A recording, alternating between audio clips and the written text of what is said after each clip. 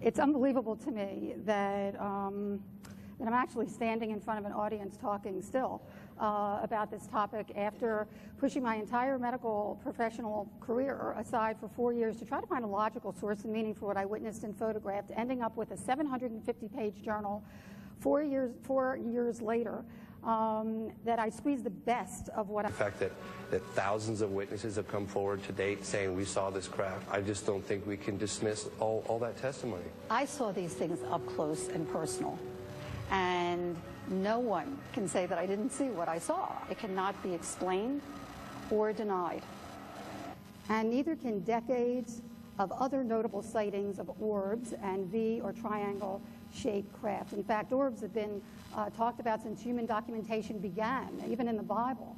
And most things can be explained, but there are a small percentage of things that cannot, and just because we don't have the technology yet to definitively define what these things are, it doesn't mean they're not real. We may just be looking on the AM dial for an FM frequency, but we do have cameras. And as a scientist, I tried to search out the most credible photographic evidence to share with you today of similar sightings of orbs and triangle crafts. St. Petersburg. This one really got to me in my meticulous investigation, looking for a logical explanation. Here I found a sighting that happened 1 month before ours, a mass sighting, very similar to the Phoenix lights.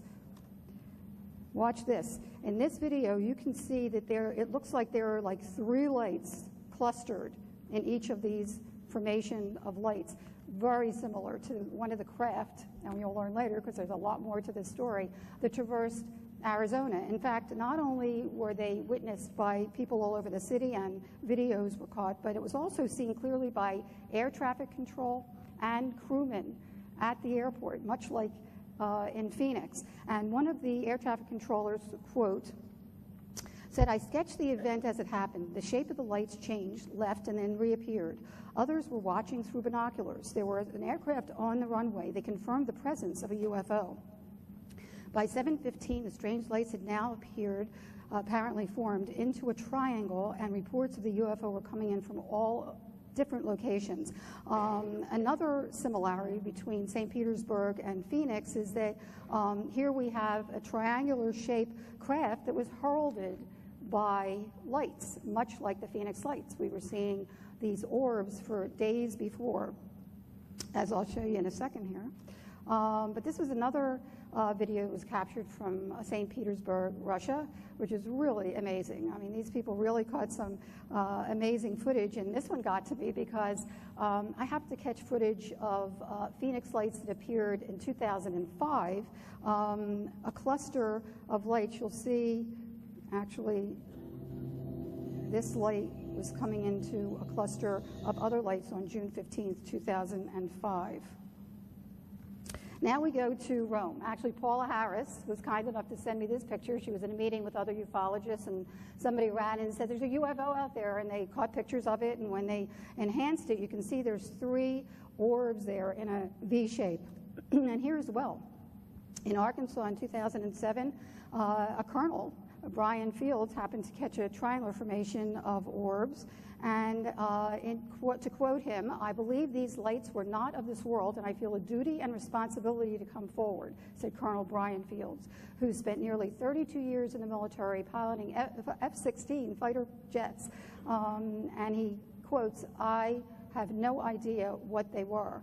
What's interesting here is that they ended up blowing it off and saying that they were flares. But take a look at this. An enhancement company took one of the orbs, and I have to tell you, I got shivers when I saw this, because this is so similar to what my husband and I saw 2 years before the mass sighting, up close, 100 yards from our home.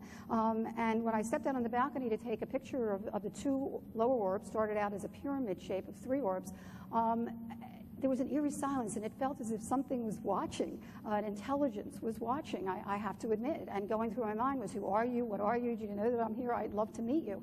And here, a company, the Enhanced Imaging Research Company, enhanced one of these orbs, and in their estimate, and we heard Barbara Lamb even mention yesterday that there are beings that reside in these orbs. They feel that there's a face. I don't know if you can see the the two eyes. It looks like there's a face in there.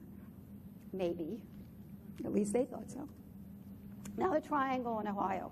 This I found interesting. Not only did the security guard happen to draw it, and it's so similar to what people were seeing throughout the state on March 13th, but she describes it, the bottom, as a dark charcoal gray or black that had a rough texture like burnt aluminum foil, all crumpled up, and then you stretch it out.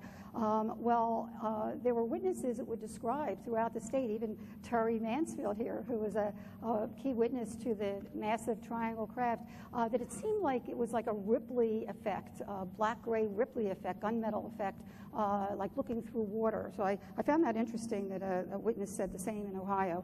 And a few minutes later, there's actually a witness that caught this triangle formation. He described it as a huge flat triangle-shaped craft, apparently lifting a large glowing object from a hill near Empire, Ohio. Now we get to Texas. We probably all heard about the Texas flaps since last January in Stephenville, Texas. Very similar to the Phoenix Lights. People were seeing orbs, they were seeing large craft, and on October 27th, eyewitness happened to catch this picture, which I thought was really poignant. These three orbs, and eyewitnesses would describe patterns of lights in straight lines that changed to vertical lines, straight lines that changed to triangular patterns, and pulsing red-orange lights.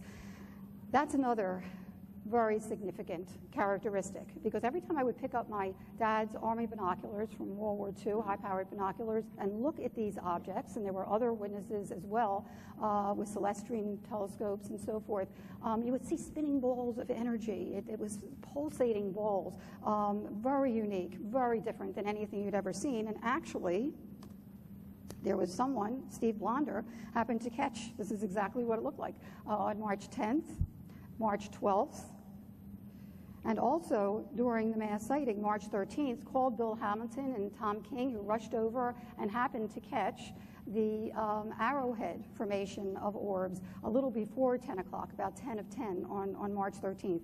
And the Texas sighting, again, the only explanation that the military has ever come out with is, again, that, that they were flares and planes from the military. The reality is that there were many things that were happening throughout the state on March 13th, 1997, that we'll get to a little later. But the data speaks for itself. And how about if we extinguish the flare theory once and for all here at the UFO Congress? Would you like to do that, guys? Okay. The data speaks for itself. Let's take a look at it. Here we have, this was the Texas sighting. Here's a picture that I took actually 1 month after 9/11. There's a story to that I talk about in the book. This picture was taken a year later. And let's look at flares. Okay, here we go. Here are military flares being deployed by the military. They said they were illumination flares, LU-2 illumination flares. You can see that there's a parachute and there's a huge smoke trail. And a nighttime shot shows just what illumination flares do. They illuminate the area around them. They also illuminate the smoke trail. There wasn't one witness of the Phoenix Lights that said that there was any illumination. Here we go. This is a picture, the second picture that I took 2 months before the mass sighting. Really, really poignant, because it's showing 5 lights that people would describe 5 lights in a line or in a V shape with 2 trailing throughout the state on March 13th. This was 2 months before the mass sighting, again in the Class B airspace, confirmed by air traffic controllers the next morning. Here we see the Kristen footage. Here's flares. Does the data speak for itself?